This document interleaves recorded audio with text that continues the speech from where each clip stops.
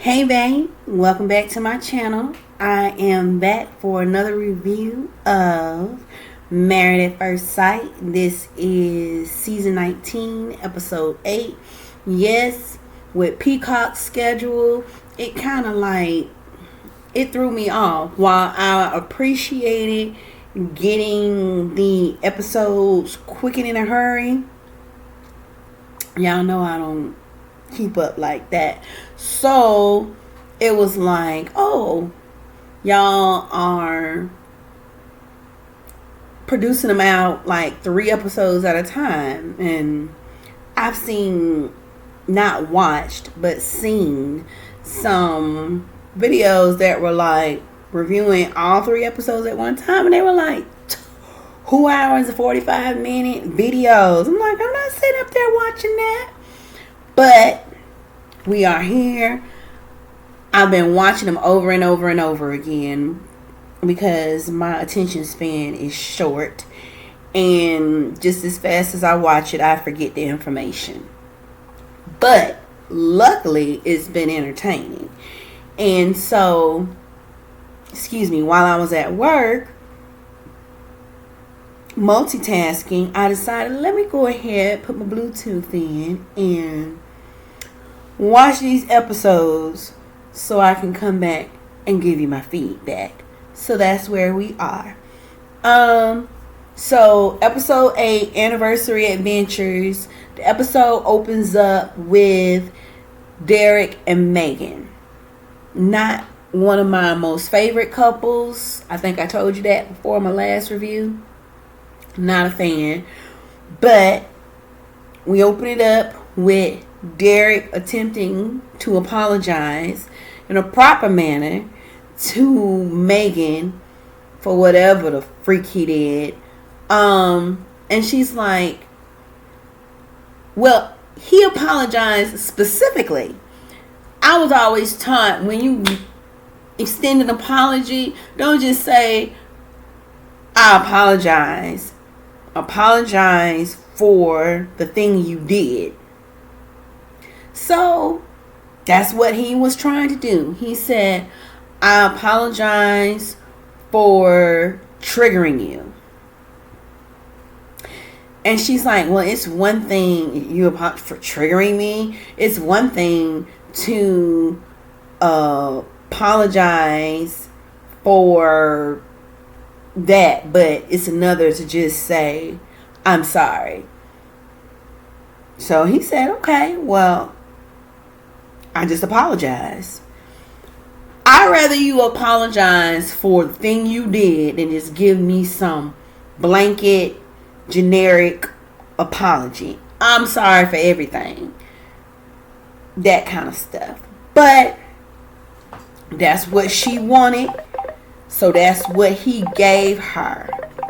Pause. I got a phone call. Okay, I'm back. My cousin from LA called me. But I don't remember where I was. So I'm just going to go back and reiterate that Derek and Megan, yeah, so she was very critical about how he apologized, and he was very patronizing to try and accommodate her. He says he wants to reassure her and let her know that he cares a lot about her, and he'll do more to show it. Let me put my glasses back on. Okay, now we're going to move on over to Pat and Rhonda. We see on the screen that it's 6 a.m. and Pat is getting the TV and all the treats and stuff set up for a space launch.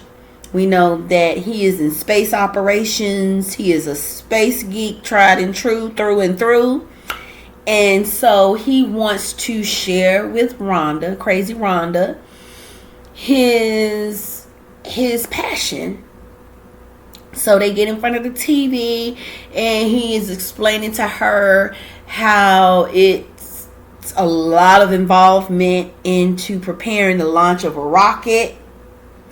And so he also shares with Rhonda when that became his passion as far as space, and I don't know if he's into aeronautics, but definitely space. And that's when he knew as a young child that he wanted to have a career of some sort that had to do with space. And Rhonda appreciated that Pat shared that with him. I'm not going to say that Rhonda, she's very critical and she nitpicks at Pat, but I can't say that she is the best listener herself. She likes to interject with her enthusiasm. Like he's explaining to her, she's like, oh, all in the middle of the conversation. So I mean, I don't know what to say. I can't say that she is like, she's going to interject some form of Rhonda into the situation. So yeah, they share that moment, and then we move on over to Jalen and Josh. Josh prepares for Jalen an activity for them to go skydiving. He thought it would be fun for them to do. He said, you have been talking about it? She said, no, I've been joking about it, but it wasn't something that I truly had a desire to do. But I'm going to be a team player and I'm going to get her done. How about that? So they go skydiving.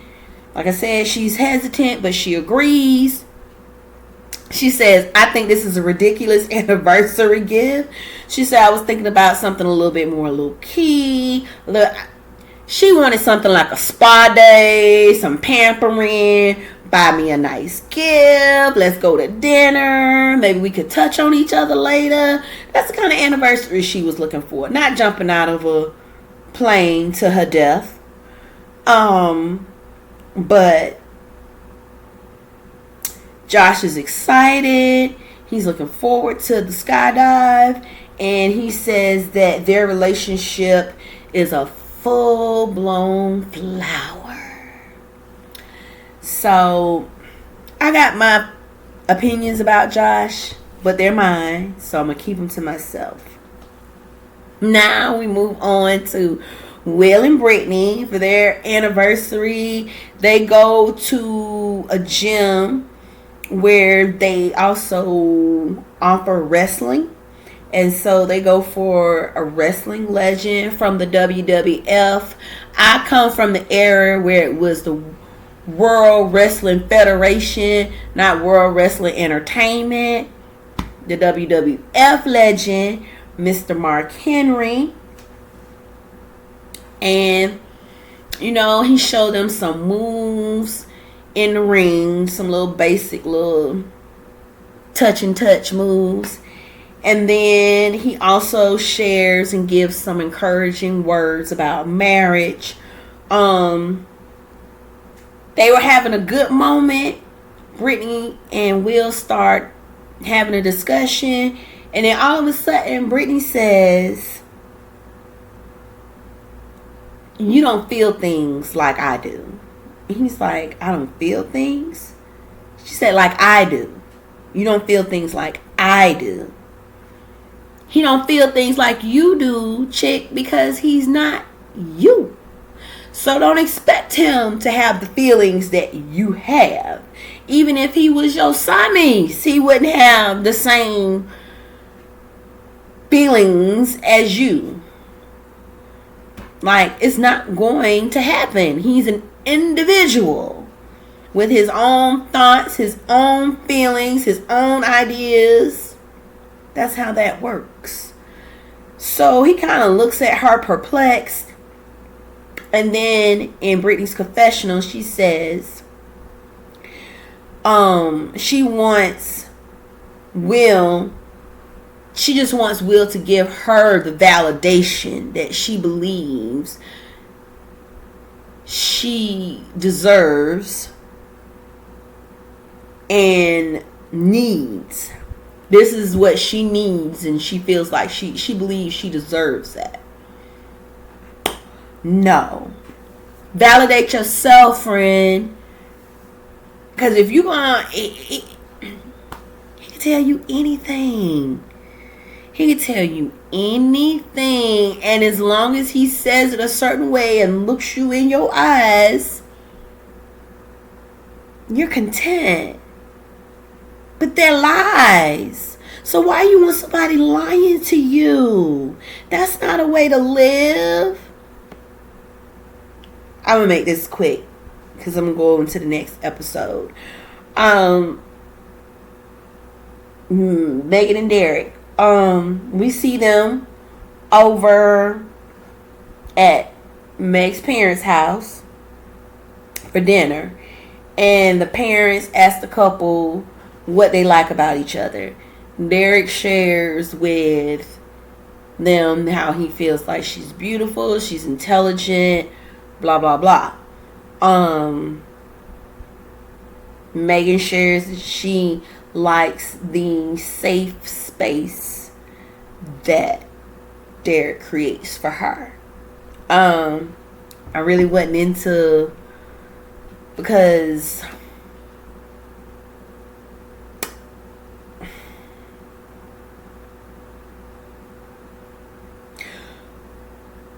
I'm noticing a reoccurring theme with the ladies specifically. Everybody, either somebody has some previous trigger, they need a safe place created for them,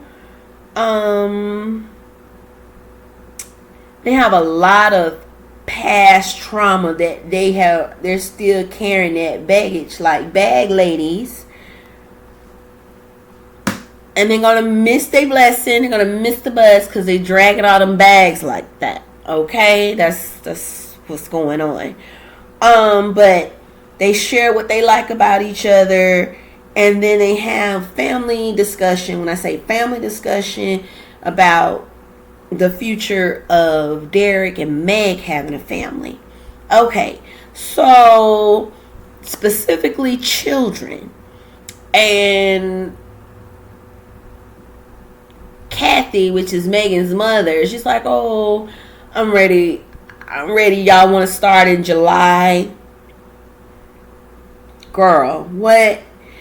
So Derek is going on about 3, and he was like, but it's negotiable. And Meg's like, all y'all hold up on my uterus while y'all making plans for me and my womb.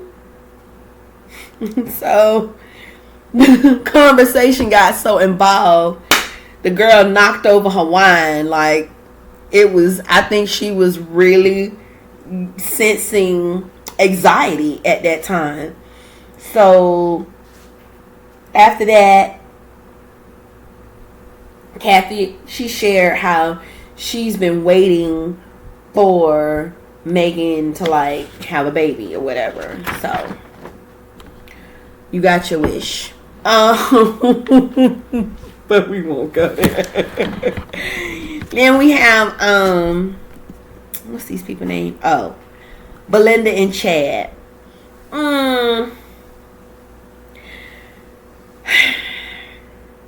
have to say I definitely like Jalen more than I like her mama. I don't know what it is, but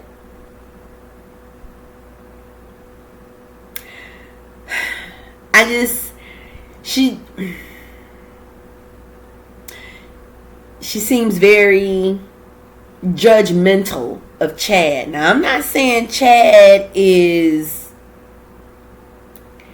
some angel, but she just seems judgmental of the way he is. He's a 54-year-old combat veteran. He's a 54-year-old war veteran who is obviously doing good for himself. And Chad just like, I'm not going to have people telling me what to do. They can make a suggestion, but they're not going to tell me what to do. Point blank, period. So in this scene, this is about Belinda considering changing her last name. She goes through how she would have to change her driver's license, her social security card. She have to notify her employer. She got to make sure it's changed with social services. She got to notify her credit card company. She got to notify. Yeah, you got to notify a lot of people. That's why I didn't change my last name, because I had a premonition. I told my husband, I said, if we last, did I tell him 5 or 7? I think I might have told him 5. I said, if we last 5 years, I'll change my last name. We were 3 short. We were 3 shy of the 5, okay? What that tell you? So I think I did myself a multitudinous service by not being so gung-ho and be like, ooh, I was married. Nah, no, my married name is my alias. I'm going to stay with the name that brought me in this world, okay? So she's talking about changing her last name, and she says she excited to take Chad's last name, and he said he want her to have his last name. He said Belinda Williams, Chad Williams. So Chad shares how Belinda makes him feel happy and comfortable and safe. And then Belinda, she brought up like compromise about like their winding down time. And she's like, you like to wind down like this, and you had a TV all up loud and stuff. He say, well, you like to wind down with your phone, and your phone be blasting. And I'm like, what could she be possibly doing or on her phone that the volume is so loud? I'm like, is she listening to something? Is she, girl, put some earbuds in your ear. And then he's talking about, she's like, I know I fell asleep with my phone. He's like, yeah, and I was trying to get it from you, but then, what do you call him? The love monster? I don't know, the love. He said something about that dog. He said he wouldn't let me get to you. So that was just some cute banter between them, but whatever. So then Jalen and Josh, they're discussing their wedding vows. And so then Jalen suggests that they attempt to rewrite their vows. You know, it's a cute little activity that they can share and bond with each other, and then read them back. While she's over there just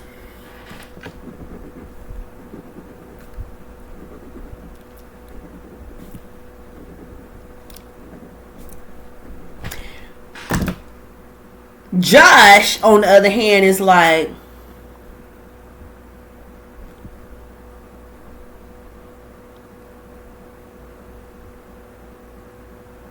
he is not happy about this activity. So he finally just puts the pen down. So then she's like, are you done? He explained how, you know, he not feeling it. He don't want to do it. I guess he experienced some writer's block. He's like, it took me 4 days to write the one paragraph that I wrote on our wedding day. And you want me to try and produce something in 20 minutes? I mean, how he was explaining it it made him sound slow. He made himself sound illiterate. Like, I was like, what's not connecting, sir? All you gotta do is write down how you feel about her present day 1 month later. What's so hard about that? And she was like, well, I'm not looking for something so elaborate and so, just. And so he refused to continue, and he refused to share what he had written so far. She was like, you don't even have to read that. You could just tell me out your mouth. Just use your words and tell me how you feel. He was like, girl, bye. I'm not doing this. So we jump over to Meg and Derek, and they discuss a timeline to try to conceive, and they both agree on June. I don't know what month we in, but hey, if you love it, I'm cool. So then Will and Britt receive their anniversary box at their apartment. And Britt talks about her expectations, which are very high. She has a lot of expectations. She acts like somebody who hasn't had a lot of relationships of any kind, because she seems like she would put the same kind of expectations on a friend girl. Like, she's very emotionally demanding and draining. But she begins to read her vows, and then with each paragraph, when it's saying, I promise to make you happy, and she's like, I make you happy, right? He's like, for the most part, yeah. She's like, I promise to do this, and he's like, do I do this? And he's like, sometimes. So she's not liking his true, honest answers. She's like, this was supposed to be romantic. I'm not liking how this is going. And he's like, you got one more paragraph, girl. Read the paragraph. So then she read the paragraph. She's like, I promise to do this, and do I do this? And so he's like, yeah. But he has already realized that if you say anything else in true to him, that she's going to react in a not so positive way. So I feel like that last response, he kind of tweaked it to pacify her. And I'm just like, girl. And so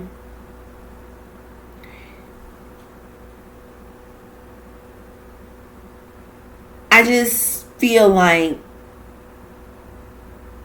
Brittany is very emotionally needy, and where Will is not the emotional type. He's a very matter-of-fact type of person.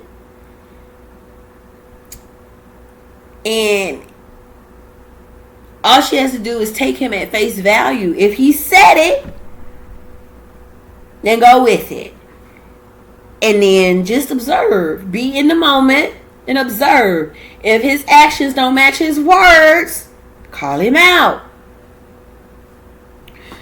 Now, we go back over to Josh and Jalen. They're retiring for the evening. We see them in bed with the dog. And Josh says he's feeling some tension with Jalen. He explains his reason for shutting down earlier as it pertains to the vows. She said now that he has been more explanatory about the situation, she understands. He apologizes. She accepts. They hug and kiss. And that's the end of the night. Meg and Derek, they go to a vineyard for their anniversary. And then they go back to their room They get their anniversary box. They see all of the memorabilia from their wedding in the box. You can tell that Megan was very overcome with emotion, but happy feelings about the box that they received. They watched their wedding ceremony on the USB that they're sent, and then she's sitting in Derek's lap, and she just kept kissing him too much for me. It was like every time they showed something in that wedding video, she's like,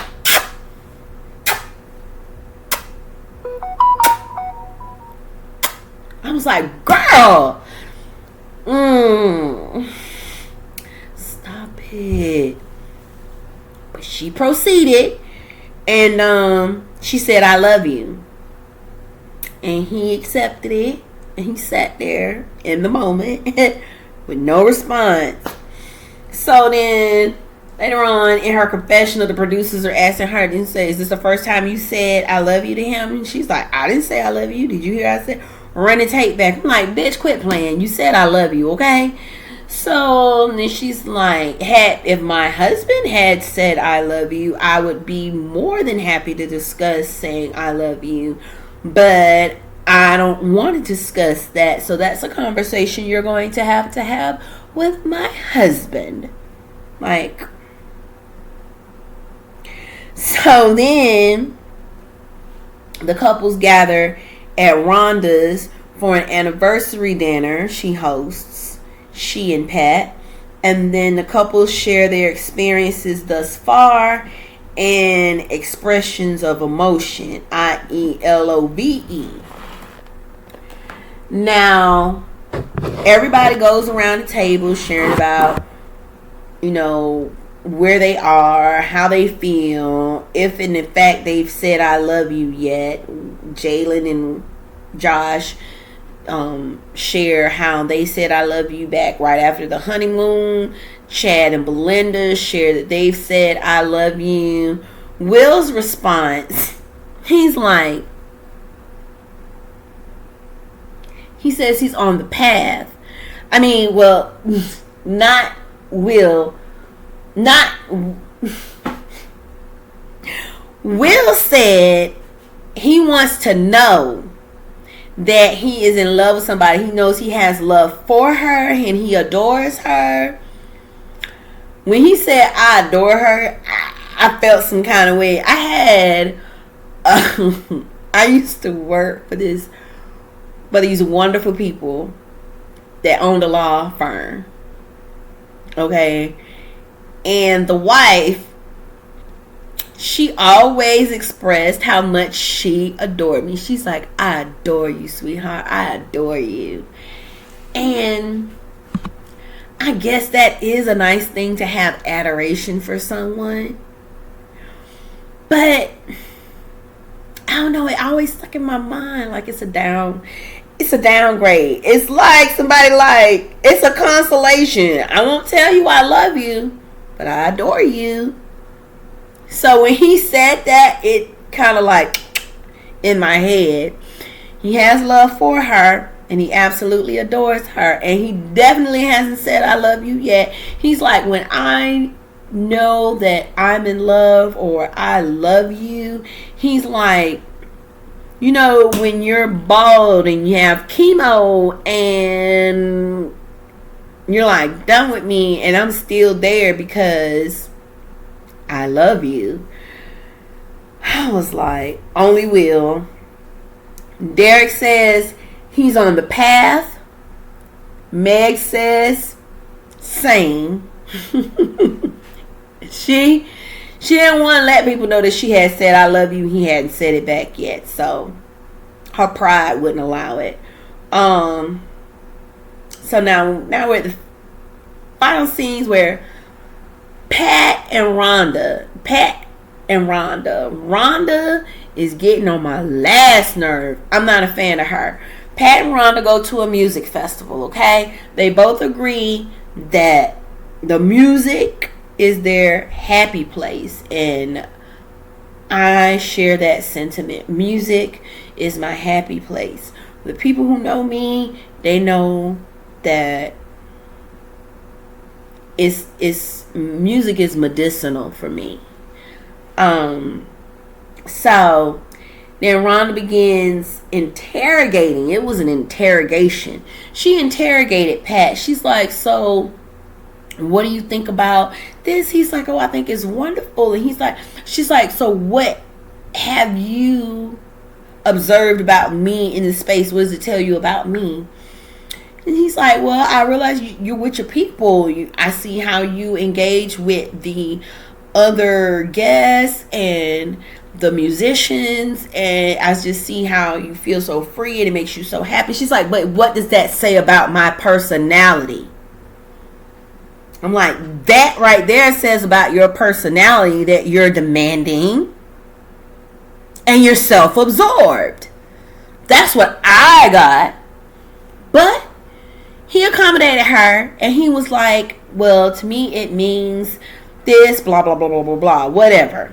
So then they start playing this song, and I swear, you know how sometimes the networks, because they don't have rights to the song, so they'll play a song over it, and they were playing a song, and I thought it was a song that they had put in the place of the song that the band was singing. No, the band was really singing, I wanna go back to the river,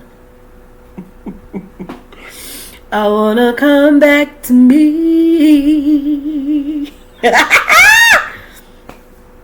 So it was very Flower Child.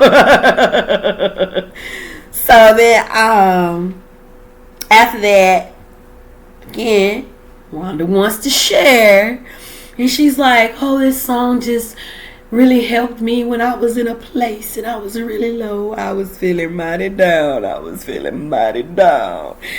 And so then she was like, and it just talking about going back to the river, and I love water. I mean, I just love water. And the waterworks are coming as she is sharing this. And then so Pat says, well, it speaks to me a little different. Soon as Pat said that and decided he thought he might want to share something about him, her whole attitude changed. And I was like, Rhonda, really? And at that very moment, she was looking at him and she was like, and she started to walk away. He was holding her hand and she snatched her hand away from him. And I was like, bitch. I didn't like it. I didn't like it. It was rude. It was disrespectful. How do you get to know somebody? So you just want him to shut up and just listen to you talk? And then you want to give him a quiz after on what the fuck you said? Now I see why you've been single since 38, because she said 25 years. The chick is 63, so she been by herself since 38 years old. And it's a reason for that, Rhonda. I could see if your personality was infectious, but not like not like hepatitis B and C. It's supposed to be infectious like a ray of sunshine, like a rainbow, like a beautiful smelling flower. That's the kind of feeling your personality should give. Not like I need penicillin. Ugh. So she walked her bald head ass off. So then lastly and finally, we got Jalen and Josh. And Jalen discovers that Josh is still following his ex on social media. She was like, well, damn, dog, what else I don't know? You told me and in front of the experts that you were going to cease communication. I let you know I don't feel comfortable with that. I don't communicate with my exes. So I would feel whole with reciprocity in that area. And he told her he would. but apparently they still have some type of friendship or some type of communication, and that did not sit well with Jalen. It wouldn't have sat well with me, only because you professed that you were going to cease communication. So yeah, there was a breach of trust there, and that's where the episode ended. Let me know in the comments what you thought. Again, it's episode 8, and I'm going to ride out until I get all the way where I need to be. So, thank y'all so much. And until next time.